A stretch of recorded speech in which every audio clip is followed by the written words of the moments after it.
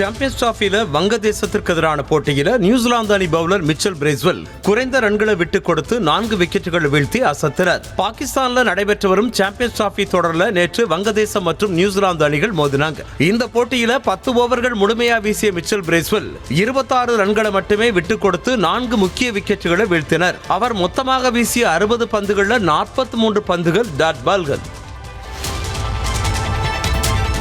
விராட் கோலி மட்டும்தான் கிங்னு அழைக்க தகுதியானவர்னு பாகிஸ்தான் முன்னாள் கேப்டன் முகமது ஹபீஸ் தெரிவிச்சிருக்க. சிறந்த தருணத்திற்காக காத்திருந்து நல்ல வாய்ப்பை பயன்படுத்திக் கொள்ளும் விராட் கோலி உலகத்தோட சிறந்த பேட்ஸ்மேனா திகழ்றாருன்னு, யதார்த்த வாழ்வுல கிங் அப்படின்னு அழைக்க யாராவது தகுதியானவரா இருக்கிறார்கள் என்றால் அது விராட் கோலி மட்டுமேன்னு முகமது ஹபீஸ் தெரிவிச்சிருக்காரு.